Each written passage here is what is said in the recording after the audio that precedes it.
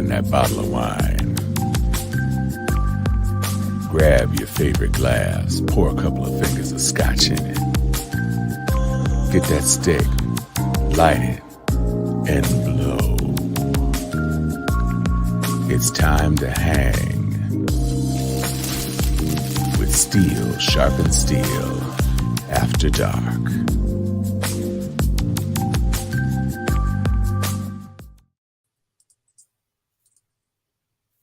Hello. Hello. How is everybody doing? What happened just now? Today's show is brought to you by the hot new game that everyone is playing. This game is for Gen Xers and Xennials, anyone who's over 40 or ever heard the lyrics to Lottie Dottie when it first came out. The game is called What Is That? And it's simple to play. All you have to do is stand in front of your mirror completely naked, scan your body and look for things that you don't recognize, and then slowly say to yourself, what is that? What is this? What is this? And then frantically call a friend, a doctor, or anyone who will listen to you. And now this game can also be played multiplayer via Zoom. All you have to do is find a friend that you either trust or that just won't leave you alone and say, hey, Tom, what is this? You see this? What is this? You see, look, it's a spot. You see the spot? You see I do. Right here. What is that? Do you know? Is that mascara? It might be. It was a good night. Backscara? What is that? Already there in your house. Ain't got to spend nothing. Not near a dollar. Not near.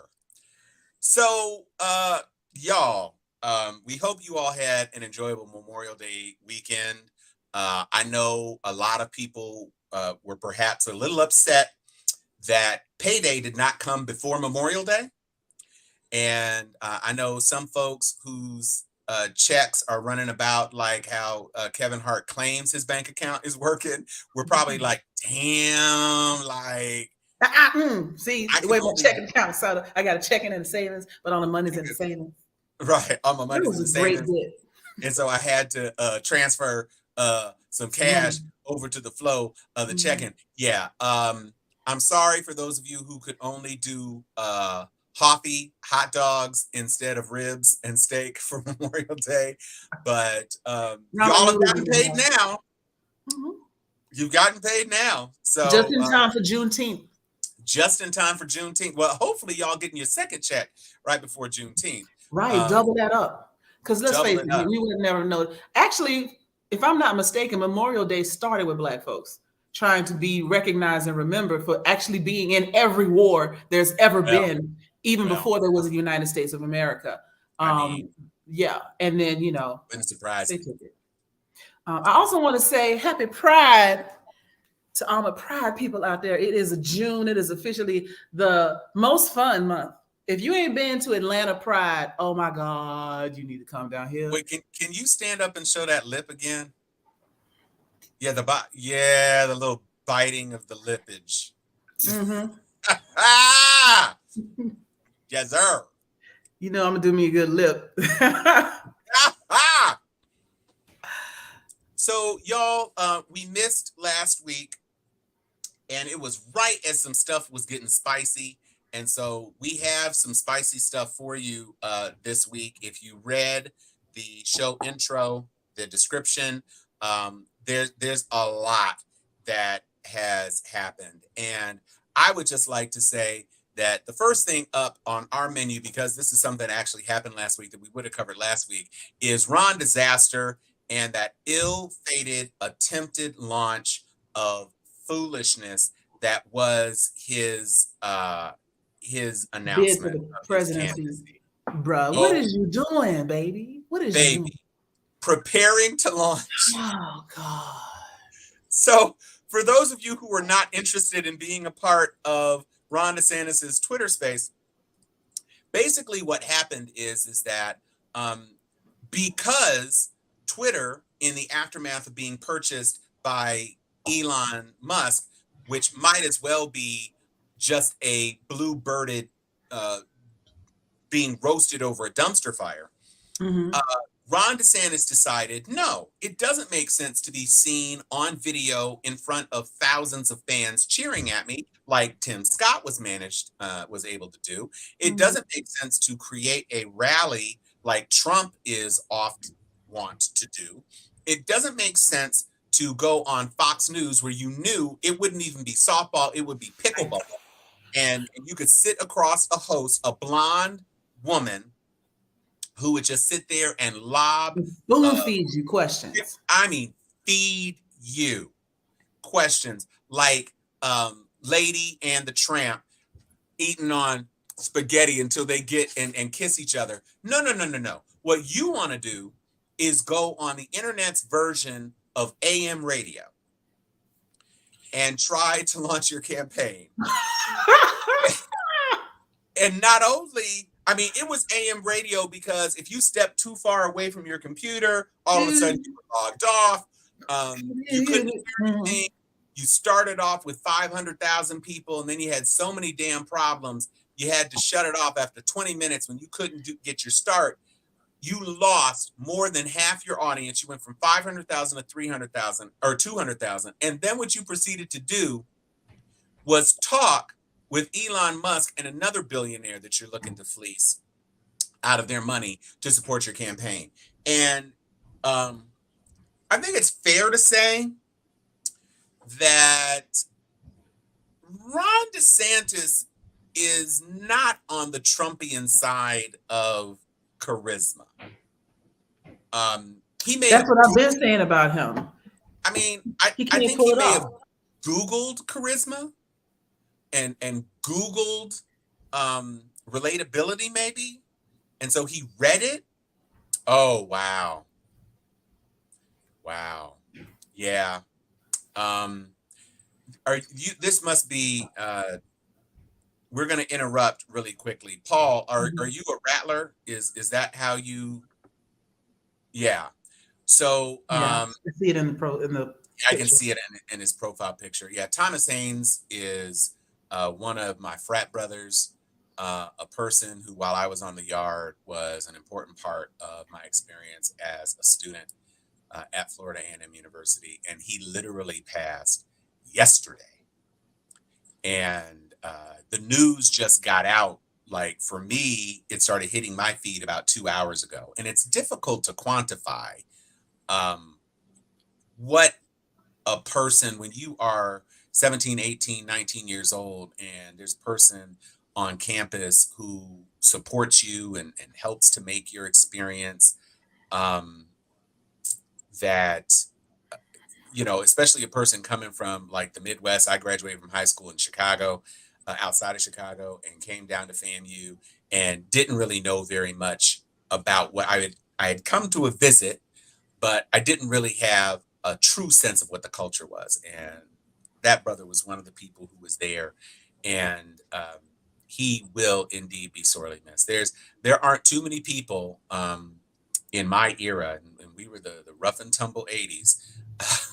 There aren't too many people in my era who were not impacted mightily by Dr. Haynes. And so it is with a very heavy heart that we recognize his passing. But rest in power, good brother. And we'll see you on the Golden Shore, because that's a real one. That is a real tough loss certainly for the FAMU family, but for education, for the fraternity, just so many different aspects of where his influence was felt. And so we send prayers of condolences to his family and everybody else who is mourning his untimely and unfortunate loss today. So we'll do a moment of silence for Dr. Thomas Haynes.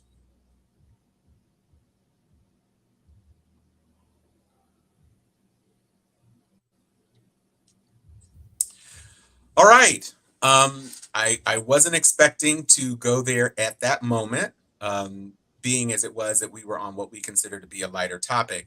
But I do want to close out our discussion about DeSantis, because there's a lot going on with him right now.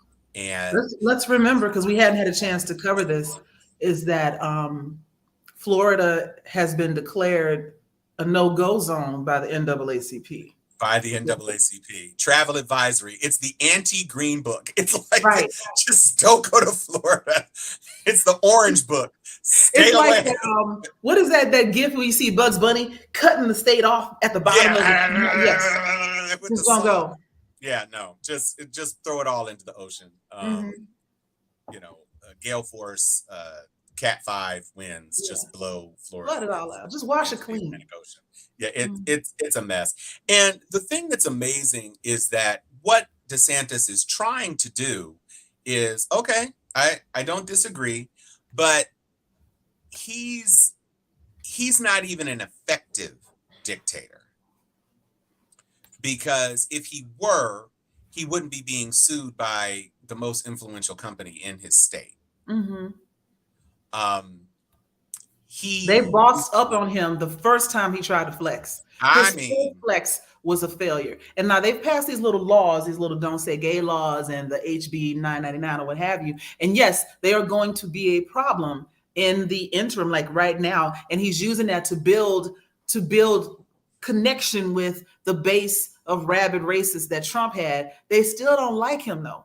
They can understand, oh, he's racist like we're racist, but still he kind of sucked though. So he's still not, that charisma issue is what he needs to be successful outside the ill-fated state of Florida, right? Right. And everybody else is boycotting too. He wishes that he was what he claims he is, because what he claims he is like Trump with no baggage. I don't know how suing the largest and most influential company in your state with 1,000% name recognition is not a problem for you. I don't understand how that's not baggage. I just don't see how that's not baggage. And again, say what you want to say, try to convince folks, but you are not that dude, my dude. You simply are not that guy. People are not following you in the way that you wish they would follow you. Florida's not following you the way you wish they would follow. Hell. You got ruckus in your own backyard. Problems. Look, in my mind, what I see right now is as Florida sinks into the ocean, sorry to my Florida friends, but as Florida sinks into the ocean because of a hurricane, I just see Ron DeSantis in that Dallas Cowboys outfit with them big white boots on a sandbar in the middle of nowhere, talking about wish I could be a part of Trump's world. Oh, no. That's as he sinks into the ocean because he can't swim. Oh no, he's sinking like Ursula after she got stabbed in the belly. Listen, DeSantis, it's poor unfortunate soul, so bad, so poor. No, there's nothing for him. And all of this clownery. And speaking of which, shout out to the incomparably talented and maturingly lovely Amanda Gorman. Yes. She grown. I mean, grown. And when her book got banned in Miami-Dade County because of a woman who, after the fact, said, A, English is not my first language. B, I'm not much of a reader. I'm just a mom who has kids in school. And her little report, it wasn't even a report, it was a form, and she scratched one word onto it because of Amanda's book, which is basically a listing of the poem she read at the inauguration. This was a long poem. Right, it was a long poem, but I don't know that there must be big words. It's not it's a children's book, right? Right, exactly. So it's probably got pictures in every page. Yeah. Right. So it's not War and Peace. It's just that she has, probably words and pictures and images or whatever. And so instead of giving some sort of cogent analysis about why the poem was bad, she just wrote indoctrination. And didn't read the whole thing. didn't read the whole thing, thought that Oprah wrote it because Oprah did the foreword. Children's book. I've never seen a children's book that takes more than 15 minutes to read, and she didn't read it. She just saw Black people speaking up indoctrination. Right. I don't like that. And this gets back to one of the issues that I think is most pressing about this whole anti-woke, where woke goes to die, bloop de blop de bloop de blop. All of that, it brings out the root base ignorance of the people who are following this train wreck. Every time someone says, I don't like critical race theory, or they're being woke, or something else, and you talk to them for more than a few minutes, for more than 30 seconds, they can't even say, oh, I don't like critical race theory. It's ruining our country. But what is that? I don't know, but I know I don't like it. Like literally been on television saying this. Right. And your kids don't know what it is either, because your grade school kids are not being taught in the rubric or the construct of critical race theory. Mm-hmm. It's history. Right. It's history. But if history... Martin Luther King is not critical race theory. No. Right. And neither is Rosa Parks. Right. Even though and there's Florida more to Black history than those two. Yeah. Yeah. Florida required 2 revisions of the Rosa Parks entry in a school book, a textbook. And said the word now it doesn't even mention that her race involved her being moved to another seat. Matter of fact, if you say Rosa Parks, the image you might get in your mind is of some little old lady who was sitting down and titled. Rosa Parks was in her 30s when she refused to get up. She was younger than me. She was a badass woman. And we all know, at least all of us know, she wasn't even the first one to do that. She wasn't even the second one to do that, to not get up. She was the most popular face because she was petite, but she was not old. And so this idea that Rosa Parks was a little old lady in the 60s, she'd have been dead a long time, long before she did die. But they want to, for lack of a better word, whitewash all of American history now and just get rid of everything. They want American history to say, good, God-fearing, never did anything wrong, and definitely didn't eat each other. White people came here and definitely didn't eat each other. Definitely didn't eat each other. White people came here in 1492, never did anything wrong, only prayed about stuff, were nice to everybody, and we don't know what happened. And then all of a sudden, Elon Musk, like they just skip everything. And Elon Musk isn't even American. I know, right? And DeSantis, I do want to move on from DeSantis, but he was such a dumpster fire. Literally. But I want to jump into, I'm sorry, go ahead. He literally said that he likes having Elon Musk as a supporter because he's African American. Elon's parents are from South Africa. Right. Fuck you. I mean, so fuck you. And before we jump off DeSantis and Florida and fuckery and everything else, I just want to show you a screen grab of what the revised textbook in Florida says about Rosa Parks.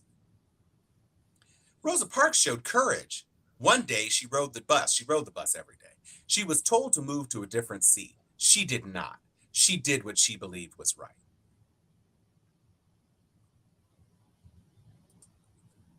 Get all the way the fuck up out of here. You know what? I actually have a video that goes with that. Let me see if I can find it. Oh, yes, here it is. Shut the fuck up. Shut all the way the fuck up until you reach the top of Shut Fuck Mountain, where there are no more fuck ups to shut. You will be hearing that over and over again. That is my new favorite thing. That's better than Hoes Mad. Are you joking?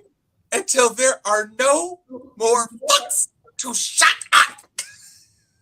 The top of Shut Fuck Mountain. Yeah. But so the ridiculousness goes on and on. Not only did we have DeSantis being stupid, we also had woke filet this week.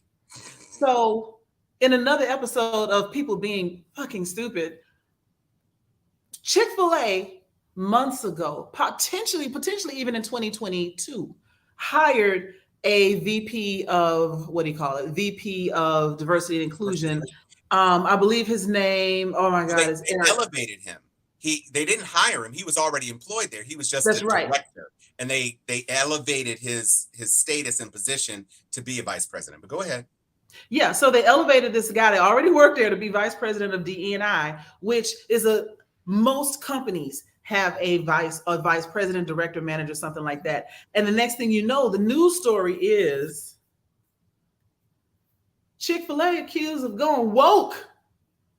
Critics threaten boycotts. Now let's remember who Chick-fil-A is in this lovely Pride Month. Please bring it home, because Chick-fil-A is the company that at its base said, you know what, our owners have this particular Christian hang-up. I'm not going to call it a Christian value, not on my show, Christian hang-up about homosexuality. And so they put money into supporting things that try conversion therapy and resist the equality of people in the LGBTQIA plus community. So we all know Chick-fil-A is like anti-gay, and it's really kind of a weird vibe here in Atlanta because everybody knows it. Everybody got a gay friend, and sometimes that gay friend would be like, I really want some waffle fries though. And so we try to boycott, but then if somebody gay wants to go, then we'll go with them. So it's a weird thing. Howsomever,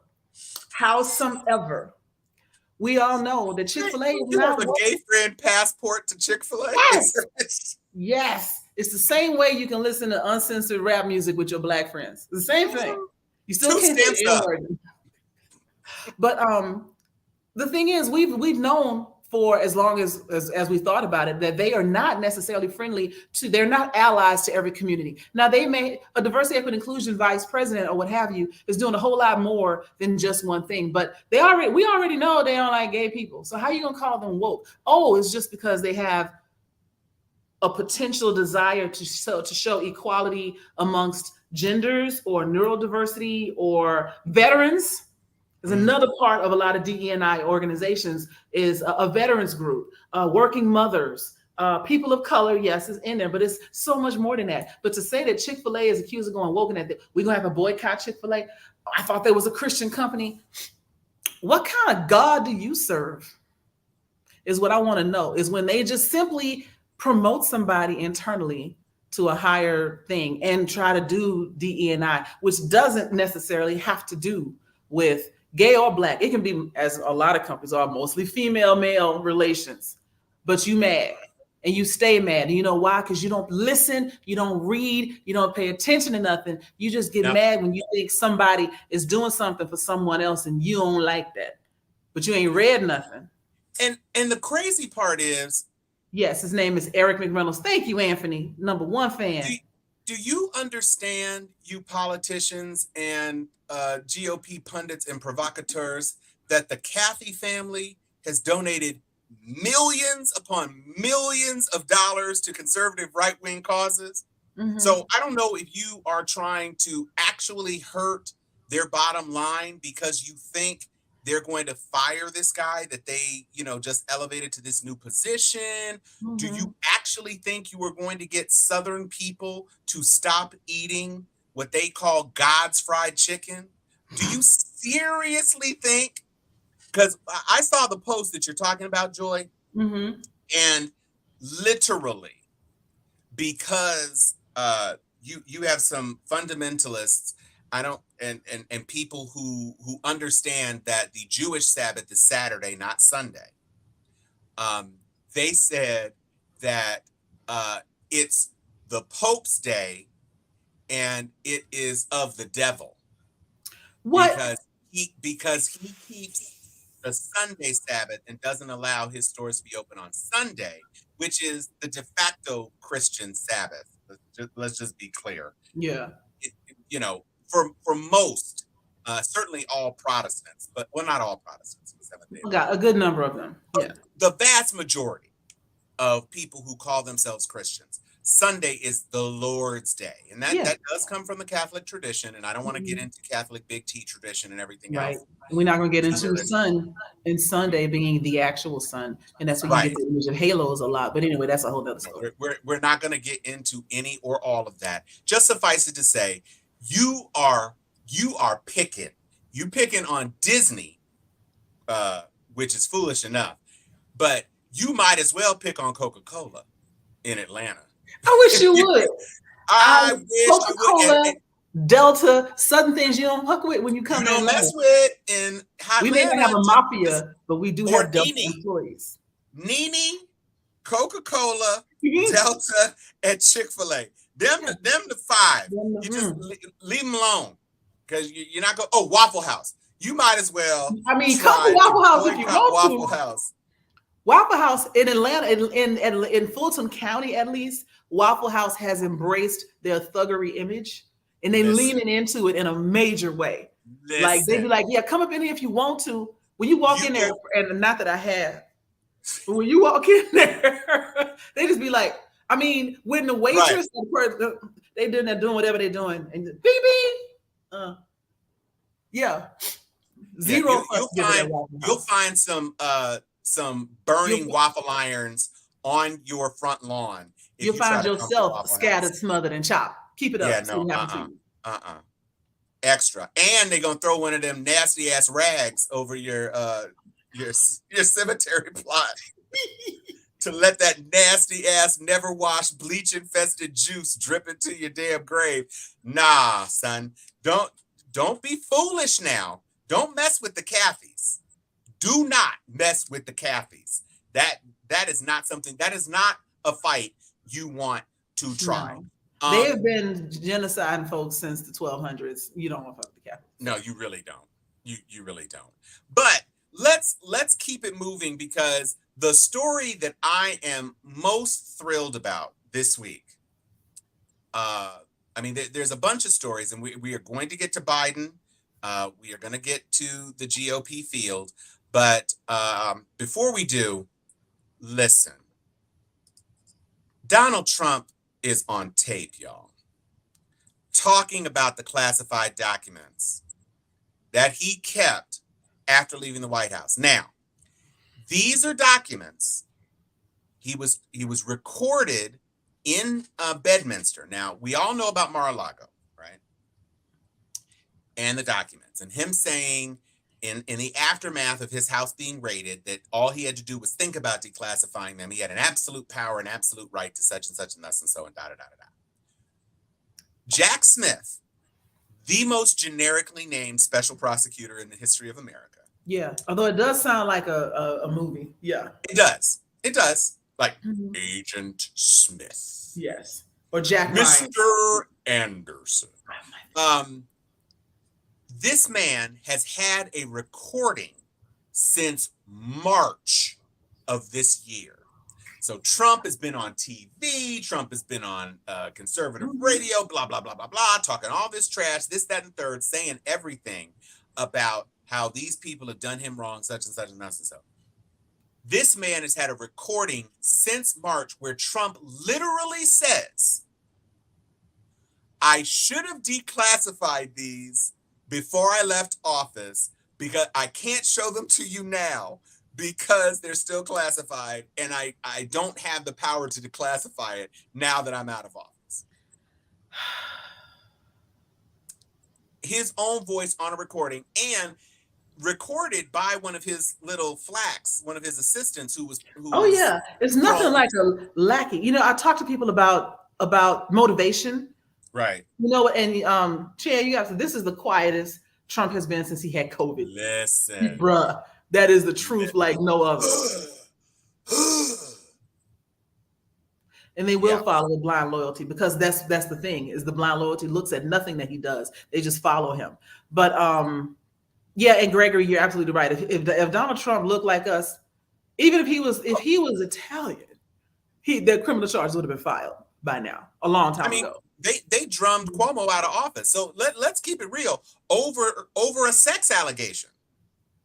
That's how Cuomo got removed from office. And his brother, That's his brother Yeah. who got kicked off of Oh, for MSNBC or MSNBC, CNN. yeah.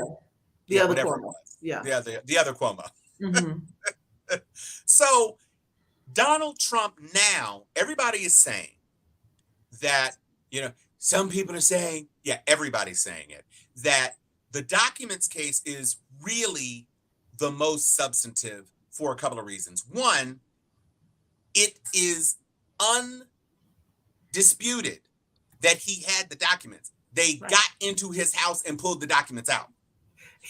They He's got trying to pull video. a Shaggy. He's trying to pull a Shaggy, but it wasn't me. We got the me. documents on the counter. It wasn't me. We even got you on camera. It wasn't me. It wasn't me. We got you on a recording. They've got video, they've got physical documents, and they've got a recording, and they've got text messages and emails and shit about the dry run rehearsal of how they were going to get the shit out before they came.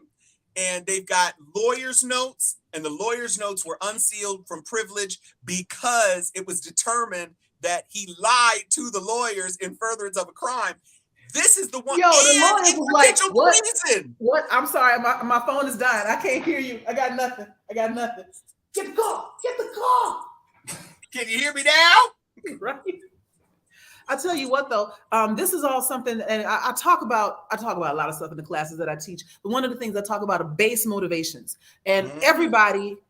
I'm boiling it down too far, but everybody does what they do for two reasons. One of two reasons. It's done out of fear or out of love. You love someone, you want to take care of them, you want them to be proud of you, you want to make them look good. All those reasons why you might do what you do, because you care about how people think, etc. Or fear. You're afraid of what's going to happen, afraid you're going to lose your job, afraid you can't pay this bill, afraid this man's going to leave you, whatever it is. So the fear. But when you are acting out of fear, you will only conduct those actions until you can get yourself to a safe spot, which is why people will stay in a job until they reach a point where they can leave, and then they quit and they out, and they took it out of fear of not being able to take care of their kids or whatever it is. When you do stuff out of love, you will forego a bonus if it means you can keep doing what you're doing because you love what you do. I've seen that in real time. People just decided, you know what, if we just pool our money together and everybody just take 10% out, then we can keep these other two jobs for these other people, and they came together. That's community. That is love. Now, what Trump does not have around him at all, even from his own family, is love. He has no love. And all he has is fear. What is that? As another saying, if they won't love me, they'll learn to fear me. That's what he tried to do. And as long as he was in office and had some kind of power, people feared him. But because they all know they can't fucking trust him. You got all these recordings, tapes, people willing to come forward because now that the rats are jumping his sinking ship, they all got receipts because they knew they were going to need them one day. They're trading it for whatever immunity or whatever they can because they're still operating out of fear. I don't want to go to jail, and fuck that guy. I'm not going to jail for him. Hey, here's some text messages from before. Every single one of them has it. If he was loved, they would have burned all that shit. This would have never come out. Because I guarantee you, Obama did something. Obama did something that he shouldn't have done. GOP while I was POTUS free. Where is the love? Yeah, you don't have it, bro. It's not here anymore. They abandoned him. Trump don't live anymore.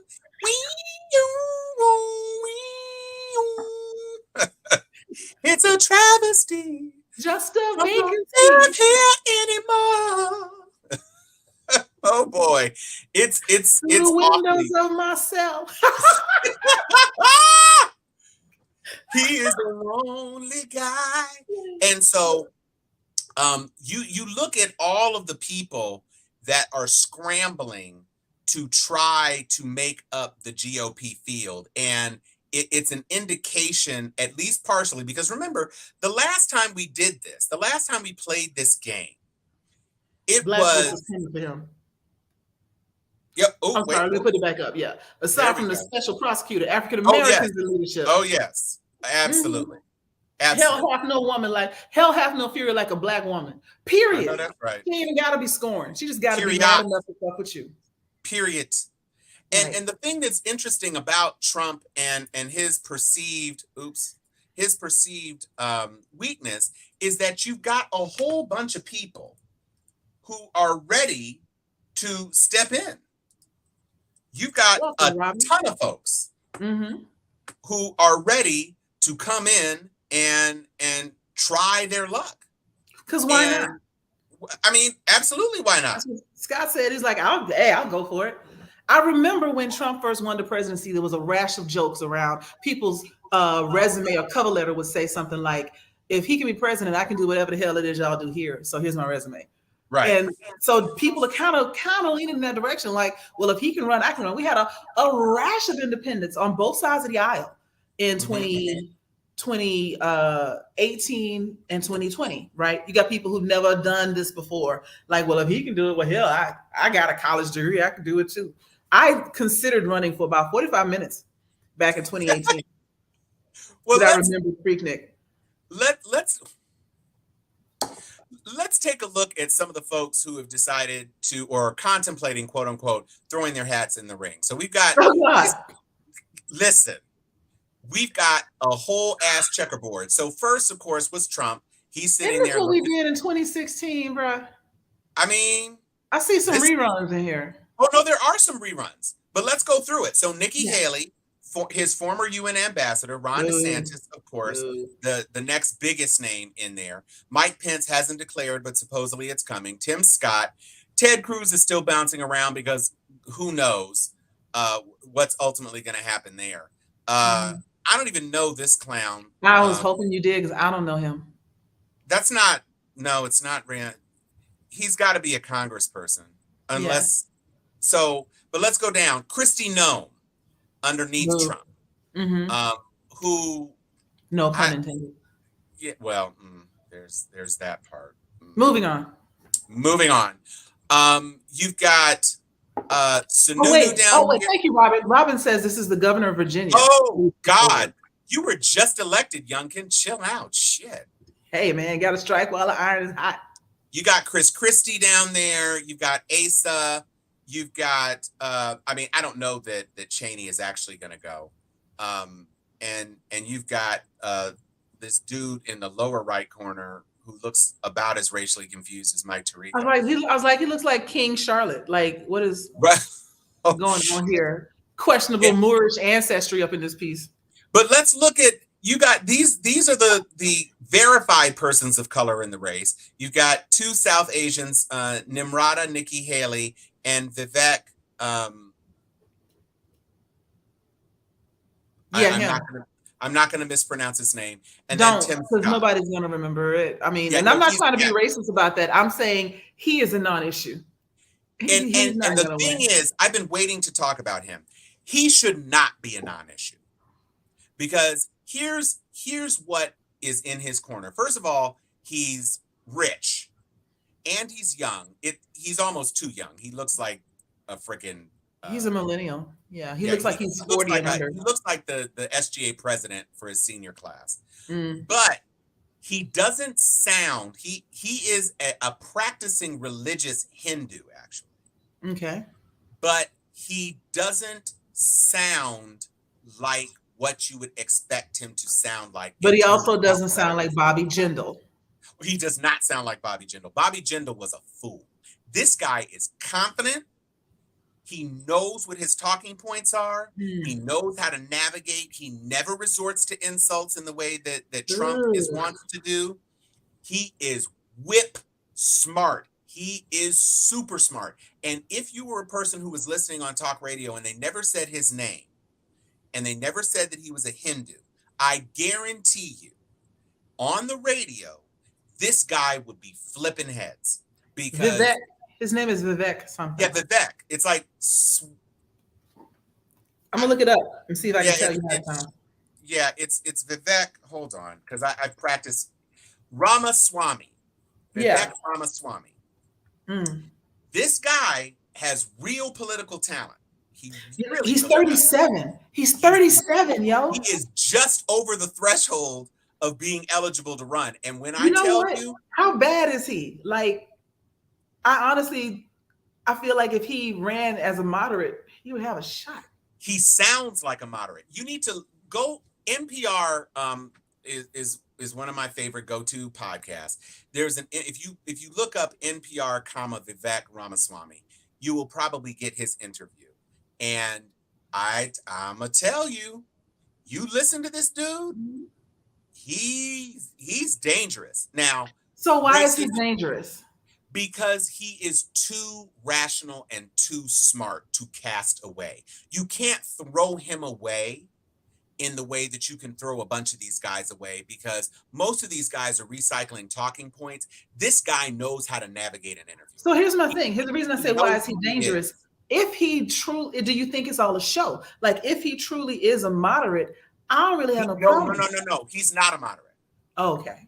No, he just sounds like one. But he sounds rational. Ugh. That's the thing. I'm gonna drop the link. I'm gonna drop the link in 7 minutes. This isn't long enough, but I'm gonna drop this link in the chat so that people can see.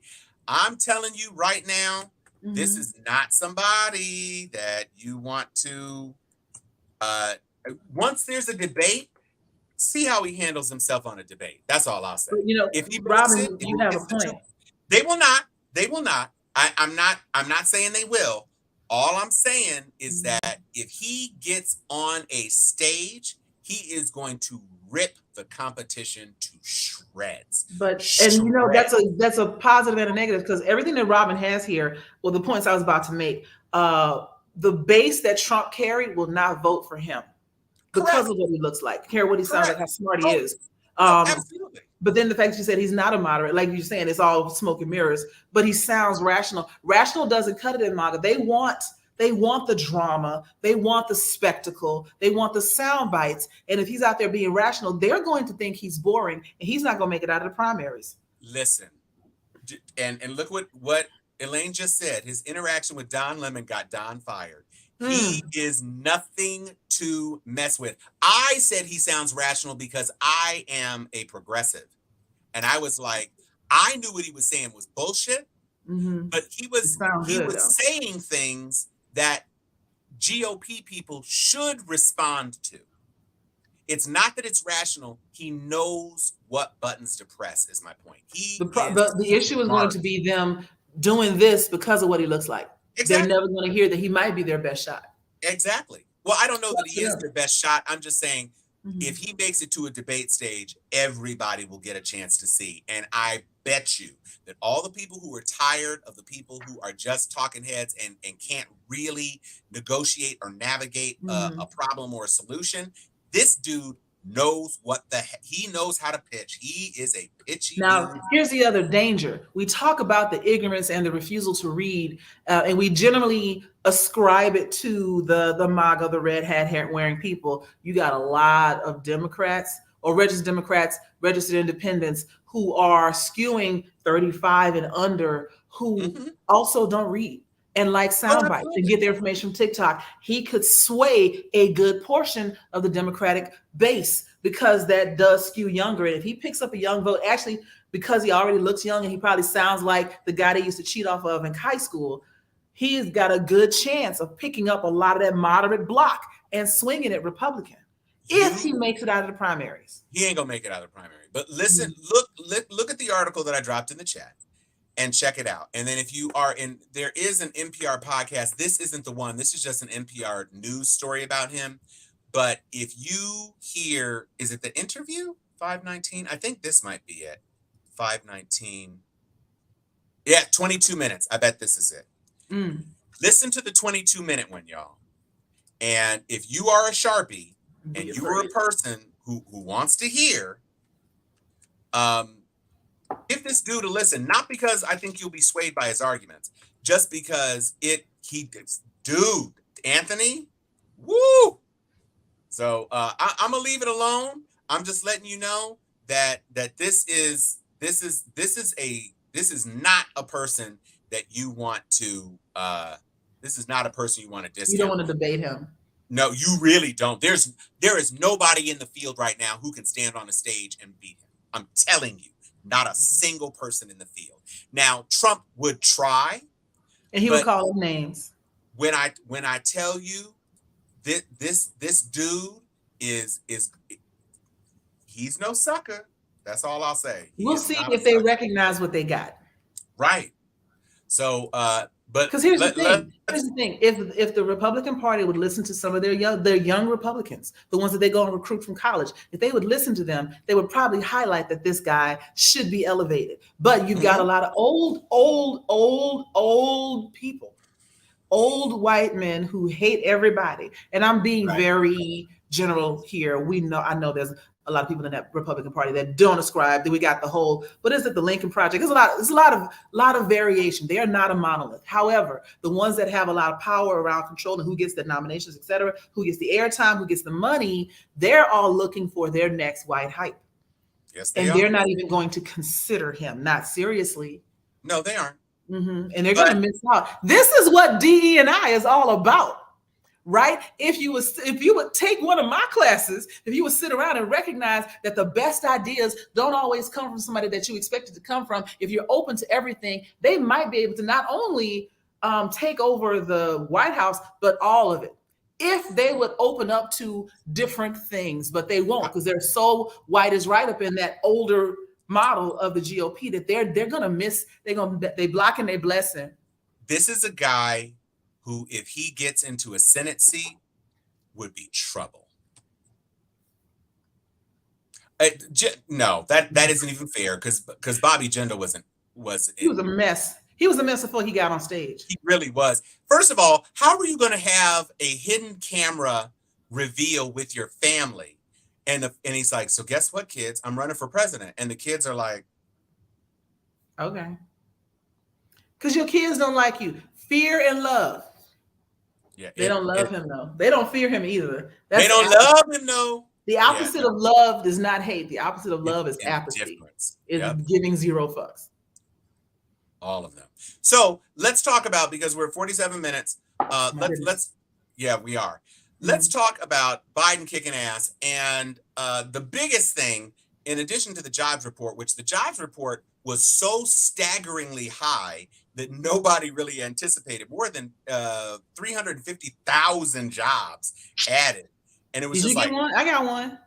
I mean, I still got my job, so I ain't mad. But the biggest thing of the week, obviously, is the fact that as of today, probably, Biden is signing the debt limit increase, which was a bit of a frightening thing. You see Joe covering his mouth, and you see Kevin McCarthy kind of wiping beads of sweat off, because it was real tricky there for a second. We weren't sure if it was going to happen.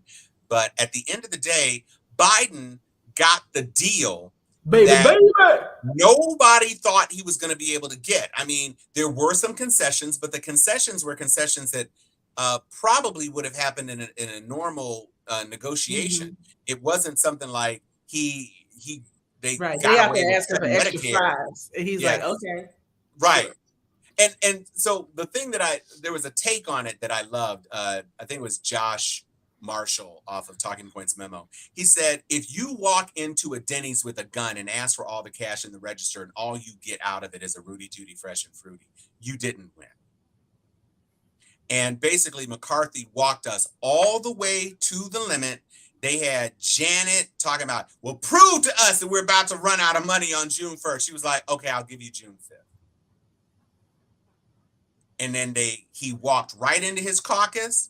He got a majority of Republicans. The Republicans didn't make up the majority of the vote, but he got a majority of his caucus. The Democrats pushed him over the line to get it passed. It went to the Senate. Chuck Schumer said, don't fuck around. And the Senate turned that bitch right around. Like, there were 12 amendments. He was like, nerp, nerp, nerp, nerp, nerp. He got through all 12 amendments. They were like, come on, Biden. And Biden took it. And when I tell you, they thought they were doing something with Let's Go Brandon and Fuck Joe Biden. Dark Brandon came out like, yeah. You see it? You see it?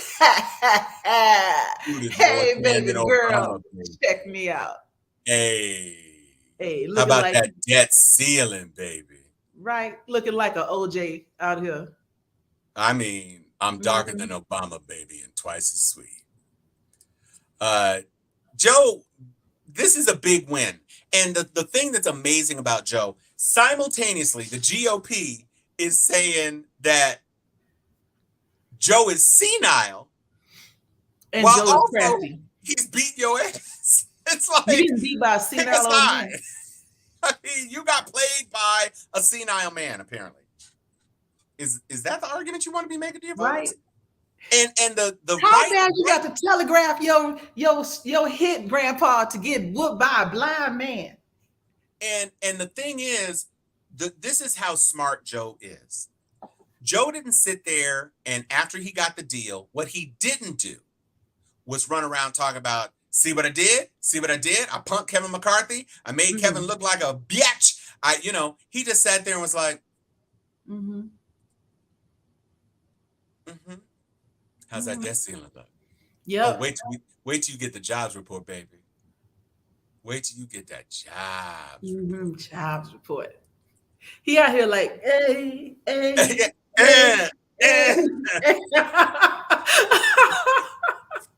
He's on that.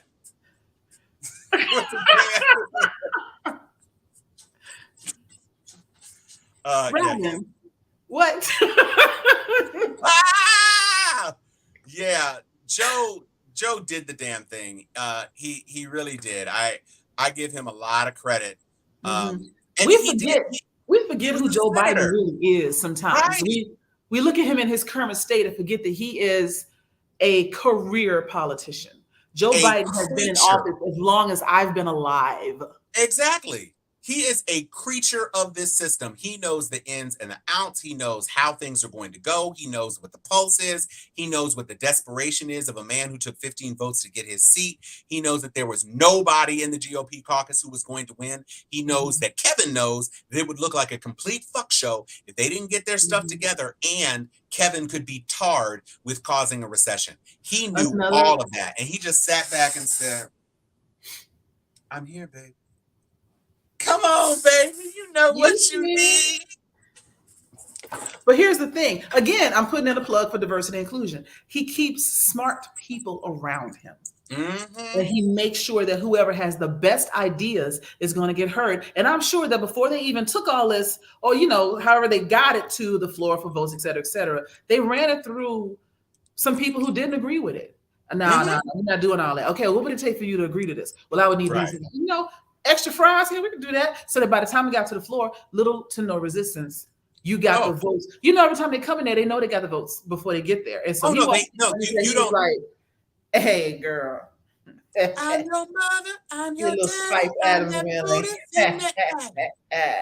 Got the ceilings, job reports. Yeah, no, I'm your post. He got out the royal limo, not the royal. He got out the limo and put that one leg up like Spice Adams like to do, one leg real high.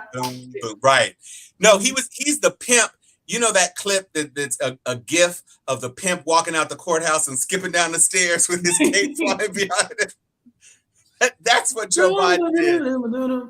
That's what they play when the limo rolled up. But he did that. And again, it's one of those things where I'm surprised I'm not hearing more about the win. You know what I'm saying? But to your point, I'm glad that he's not crowing and bragging about it.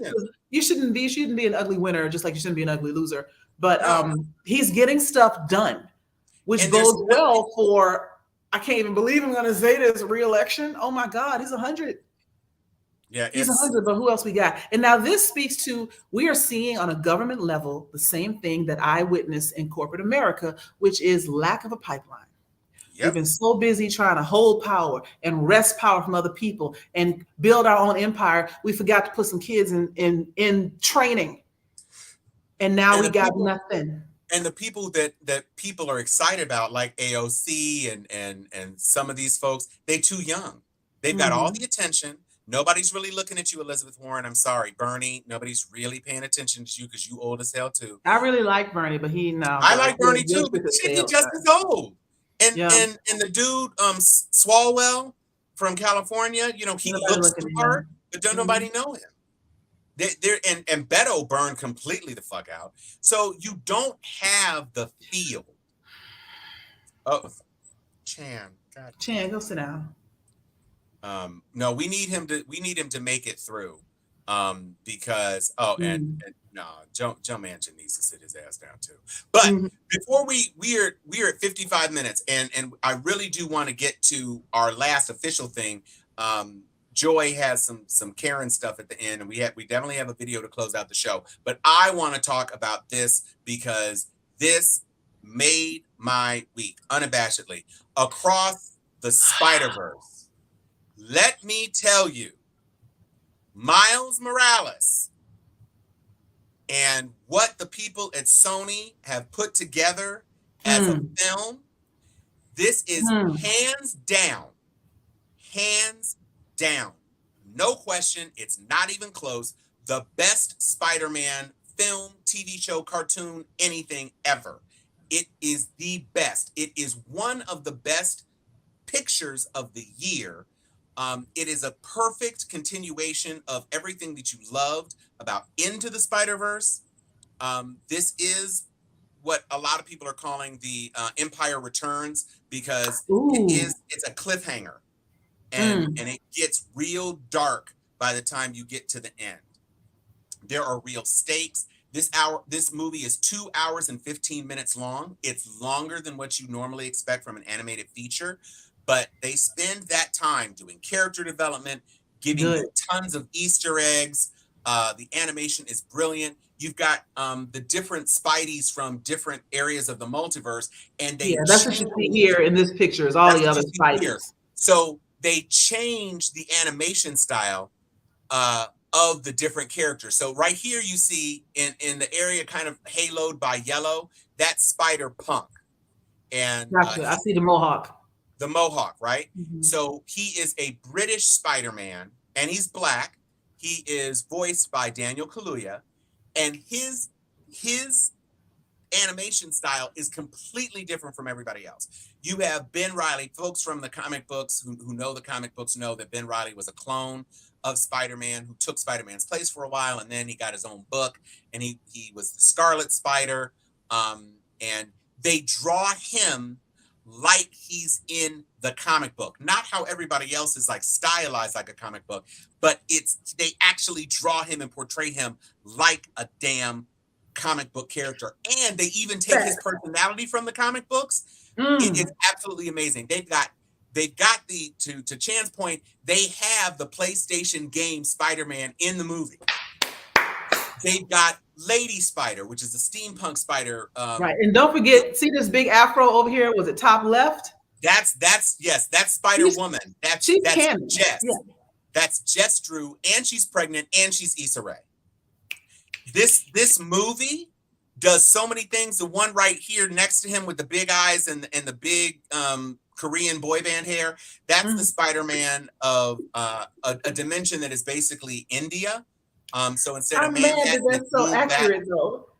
No, I mean, it's just, listen, and over here with the big red eye things, he's one of the major characters, Spider-Man 2099, Miguel O'Hara from the 2099 universe, which was a series of comic books that kind of flamed out, but it introduced some brand new takes. So I think it came out in 1999, and so each of the books were shot 100 years in the future of what these characters might look like 100 years hence. And so Miguel O'Hara was the star and the anchor of the entire 2099 universe. Once again, I'm going to put another plug in for diversity and inclusion. Oh yeah, no, it's amazing. It's absolutely amazing. And even among this diverse cast, because you've got Gwen Stacy, who is Spider-Gwen or Spider-Woman in her own dimension. Don't you still have the original Spider-Man, his mentor from the first movie? Well, yes. That's Peter B. Parker. It's not Peter Parker like the Tom Holland Peter Parker or any of those other times. But they reference the Tom Holland Peter Parker, and they reference the events of No Way Home. Okay, you're spoiling. I'm not spoiling anything. I'm just letting you know just go see it. Shit. I'm it gonna is go an see it. amazing movie, and there is no after credit sequence, so the animation in the closing credits is actually brilliant and perfectly worth enjoying, but there is no special Marvel thing like you'd expect in every Marvel movie. Right, because this is not a Marvel movie, it's a Sony movie. It's not a Marvel movie, it's a Sony movie. But when I tell you there is no better medium than animation to capture how Spider-Man moves, and this movie, in terms of the action, there are literally like 300 Spider-Men on camera at the same time chasing Miles. It is incredible. Literally, the buzz phrase is every frame of this movie is a work of art, and that is no lie. This shit is on fire. It is an amazing movie, absolutely amazing. And I've reviewed it on my page. I've reviewed it on Rotten Tomatoes. Just go see it. Do not miss it. I was able to get a poster because I saw it yesterday. I don't know how many posters they gonna have because my IMAX theater, $26 a ticket, was almost full. So it's gonna be it's I'm the gonna go number see one it movie for sure. Early bird Sunday morning, see if I can get in there. Well, yeah, and here's the thing, it really is shitty because Little Mermaid is worth seeing as well.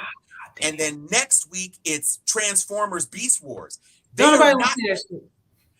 I'm just telling you, they are going from blockbuster to blockbuster to blockbuster. It is crazy. It is absolutely crazy. And she did beat the haters on the review sites, but they are definitely going to get knocked down. I mean, I don't think it's going to be close. A typical second week fall is like, 45 to 50%. A bad fall is 60%. I think she'll hang in there in second place. No, because some people hate watching it. They want to go see how bad she is, and she's excellent. People are crying.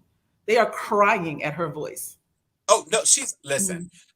I remember watching the original animated feature in the movie theaters. Jodie Benson, God bless her, Halle Bailey kicks your larynx out. Are you crying? She karate kicks your larynx and punches it into Ursula's shell. And Halle's like, I'm sorry. But I've seen all the interviews with like the producers and stuff, and they were like, she was the first person to audition, and we knew we found her. We auditioned like 300-400 more people just to be sure, and nobody ever beat her. She set the bar so high. Not at all. The guy said he watched her sing "Where Is the Love" with her sister on some award show, and he literally turned to his producing partner, was like, "Is that Ariel? Did we just find Ariel?" And then when she came in, do you know they used her scratch vocal for the reprise of Part of Your World? No. It was just the scratch. The original, the big song they recorded later, but when she comes back at the end when she's all broken and shit, and they used her scratch vocal. Untouched with the new lyrics. I mean, listen. That girl can sing. It's a big summer. It is a big summer. If you were a person who likes movies like I do, shameless plug for A-List. They ain't giving me no money. But for me, A-List is worth it. It costs $25 a month, but each of my tickets is worth $25 because all I see is IMAX laser. And so I've already seen 3 movies this month. So I'm just saving money. So if you were a person, summer movie season is back.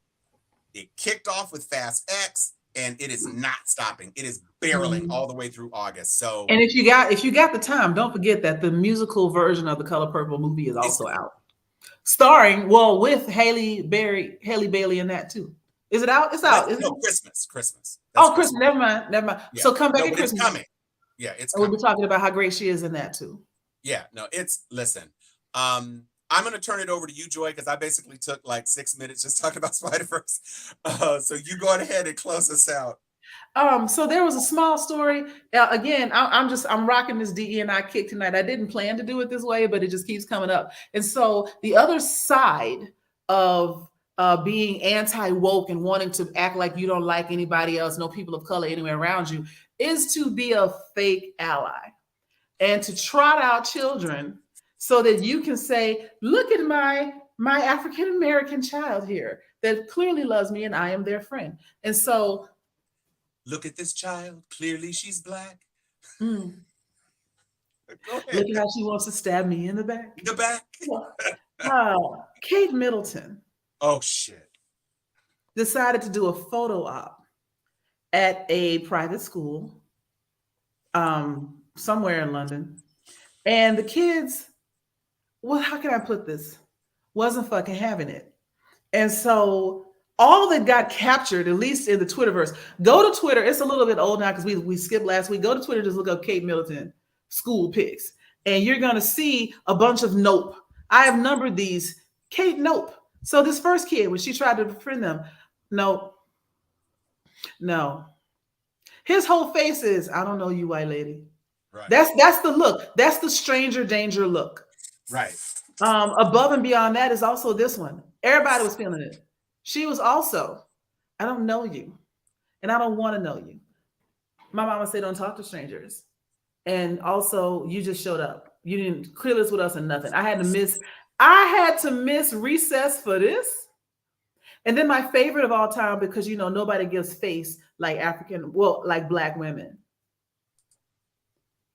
Oh, that's not even my favorite one. Oh, wait, hold up.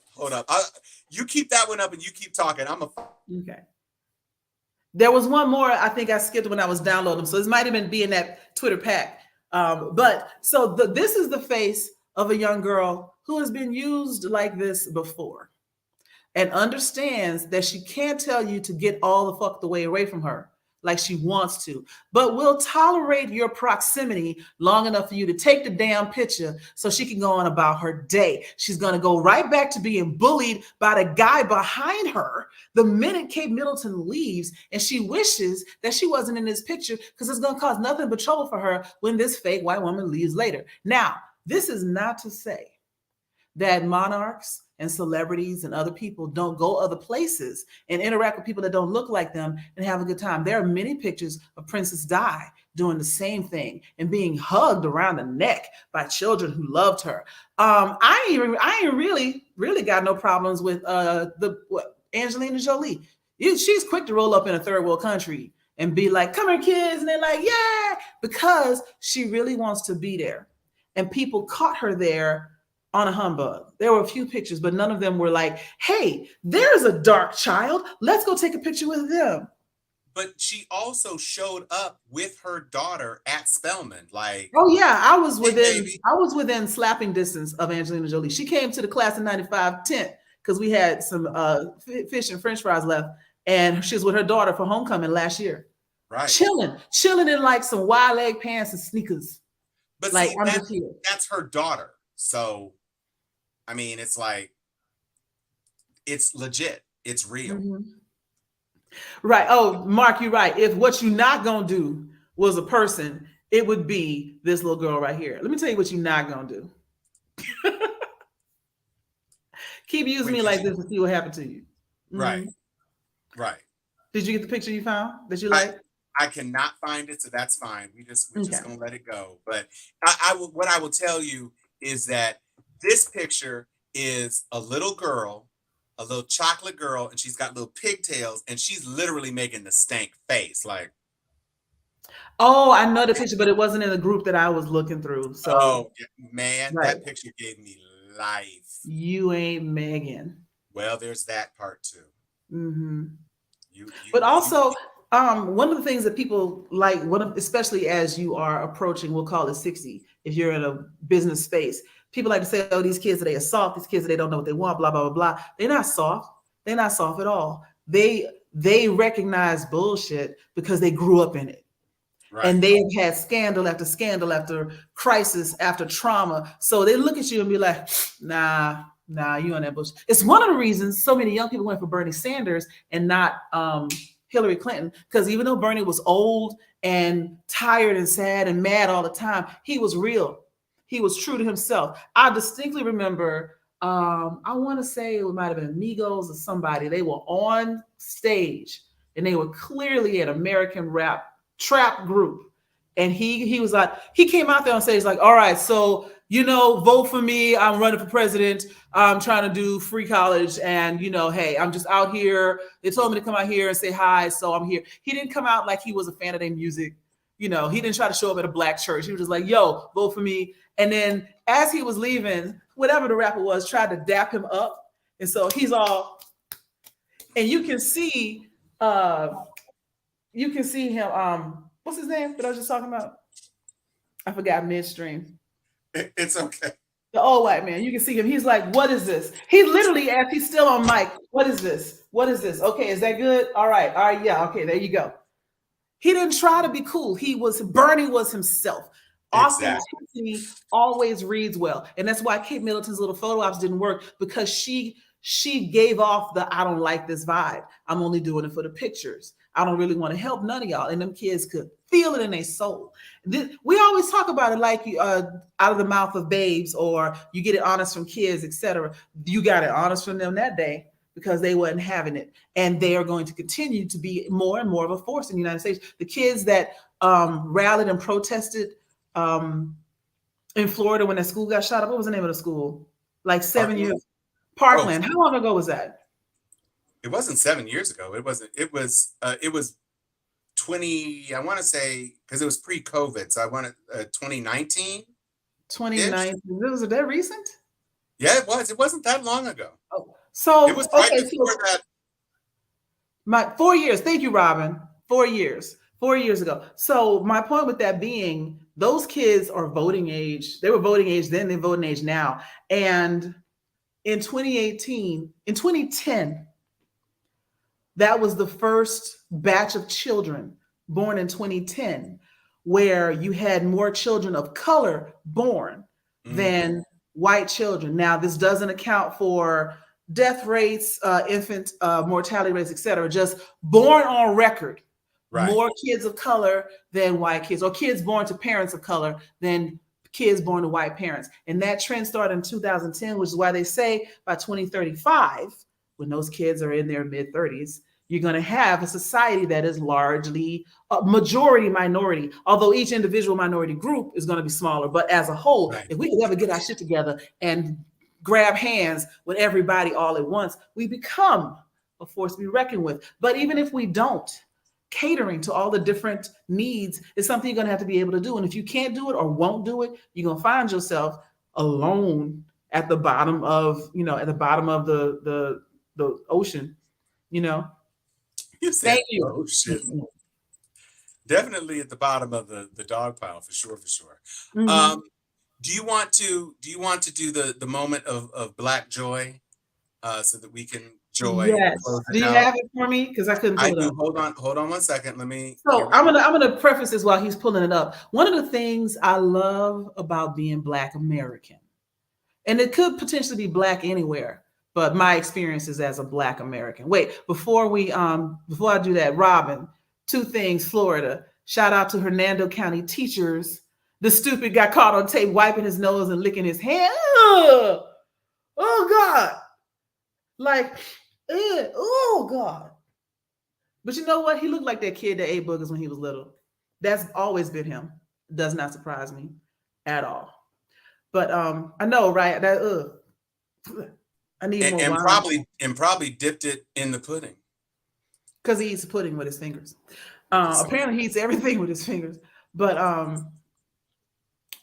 this video that he's about to pull up is a perfect example. Remember when we had the milk crate challenge at the beginning of COVID? Oh my God. Everybody was trying to see if they could climb milk crates. I don't know where they got them from, but one of the good things about having somebody in your family that works a manual labor job is you're gonna find some milk crates somewhere. And we have done it again. And so this video just shows you the ingenuity of being African American in the United States and just wanting to have fun. We have fun anywhere, and that's why I love being Black.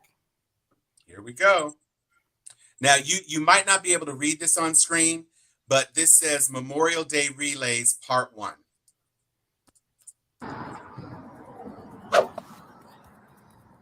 Oh, you was at 14? Hell no. Nope. There you go. Y'all, they doing speed trials. How we doing this, y'all? Just believe in yourself, nigga. Believe in yourself. Oh, you got a level of hold on, Jack. Oh, hell yeah, she moving.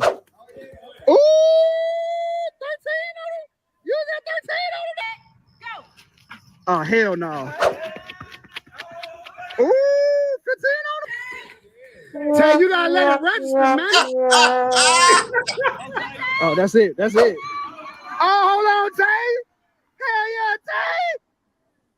You got it? Hell no. You said 13, that's 12. Oh, that's it. That's it. Damn. Go! Oh, Where you at? Where you at? oh, she hit 14. Nigga about the Look at long the jump. excitement in their voices. Oh, he got the 16. He got the 16. Come on, Mike! Where you at, Mike? Where you at, Mike? At a 15. I think this is the repeat. Oh, Yeah, that's that, it. use that. This is Black joy. Joy. Just joy.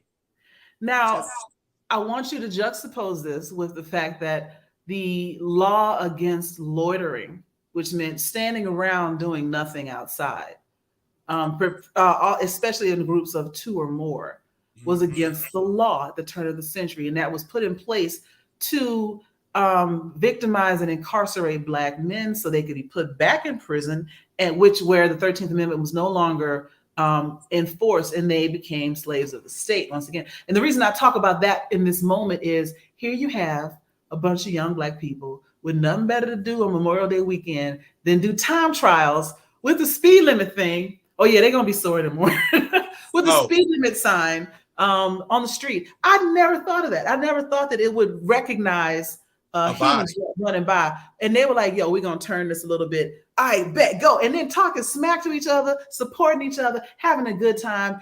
No laws were violated, probably not. No crimes committed, and no violence, right? Just us outside having a good time. No Karens anywhere around, and I freaking love it. Yeah, clever. Yes, we can be so clever.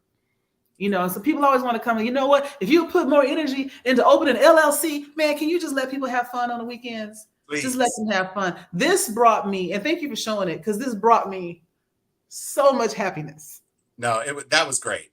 That was awesome. And to see Big Man like get the slow start and then say, ah, and he got to 15, and then the dude got 16. It was a lot.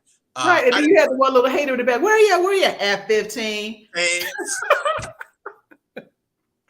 Woo, that was everybody's auntie. Yes. See, that's why you should have stayed at home with your wife. Gotta be a hater. Running from your responsibilities. I encourage everyone to go out and just find something fun. It can be silly, it can be super. Don't be afraid to be goofy. I remember at the beginning of COVID, you had, the Basement Gang. It was 3 guys who was just dancing around in their socks and pajamas in the basement, and they went viral, and now they're monetized the whole thing. They just be doing dances and whatnot. 3 Black guys having a good ass time. And what I love about it is they're all clearly in their, I don't know, late 20s, mid 30s, because they still got good knees. And they just dance, and it's not like choreographed hip hop hardcore dancing. They out here doing like just having a ball. That's what we mean when we say Black boy joy. That is what it is, and I love to see it. I love to see it every time. So that's all it is. Send me more of that, because we get a lot of people sending us like videos and stuff, and usually people want to say, "Did you see this? Did you see this? Did you see this?" And as an individual who deals with like racism, sexism, ageism, ableism stuff all day long, this depresses me.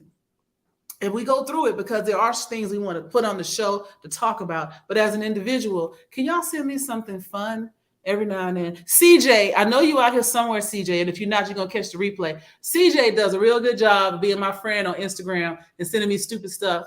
And then my other friends send me like clips of like BTS and other K-pop stars, because I'm kind of into K-dramas right now. And so we do all of that. So I try to balance the gravity of what I do for a living with some levity. And so please bring me more fun things, and we will just have fun stuff on the show at least once every time I'm on here. And I will just say, if you watched Extraordinary Attorney Woo, because didn't you? Did I? Me on to that. Yeah, yes. Exactly. So frolicking videos. Oh, yes! Listen.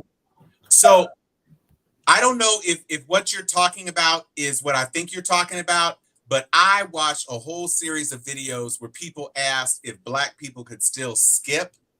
And that shit nearly broke me in half. These people tried to skip and didn't remember how to skip. It took like 12 people before the one brother was like, Yeah, I know how to skip. What you mean, do I know how to skip? And he skipped. But these other people were like trying to lift both their legs at the same time. Oh my God. It was so funny. It was the worst. It was hilarious because we don't realize that we forgot how to do something sometimes. That shit was so fucking funny to me. This is the frolicking that they're talking about. I'm gonna see if I can find this real quick. Whoops. How do I share? Help, Tom, help. You can't help me. Go to present. Oh, we frolicking. Here we go. There you got it. Put it in the stream for me, would you? All right, and play. Make sure the sound is out. I'm trying to make sure it's working. Yeah, it ain't going. I know it's just stuck. Refresh the page. Aw. Why it ain't working? That's all right. I'll find something else. You're fine. But anyway, well, the long and short of it is they were running around with their cameras in their hand like, oh, we frolicking?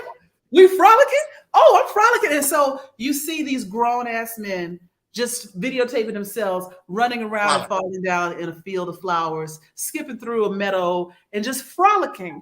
Though similar to, it was some Disney movie where this deer was trying to show somebody how to frolic, and they were just skipping and hopping around. And it's the most beautiful thing.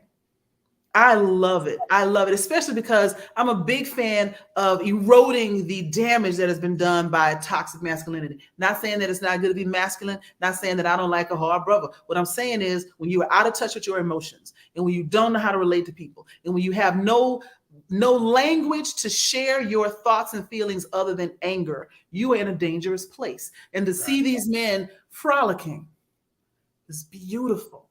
More of that. More joy. No pun intended. You know, it's not working for me either. I don't know what's going on. They're hating on my frolics. They are hating on the frolics. Mm-hmm. But yeah, just look up. Matter of fact, when I found that, all I did was type into Google, oh, we frolicking, and like 13 things came up. I don't know why that's crazy. It's literally just this one thing. If I click up or down, it starts playing the video immediately. Mm-hmm. They hate. They hate. Mm-hmm. All right, everybody. It is time to go. Thank you for being a part of us once again. Mm-hmm. We are going to continue to have the show. We are looking for some folks to fill in. We are awaiting the return of some of our other two co-hosts. But until then, we are still going to be here. All of our people who were active in the chat tonight. So Anthony, you know we got you. Mark, Robin, Vera, any of y'all want to come on the show, hit us up. Just go to the Steel Sharp and Steel Facebook page and send us a direct message. Yeah. Just let us know. And with that, I will say, I'm Tom Cunningham. I am Joy Stevens. And this is Steel Sharpens Steel.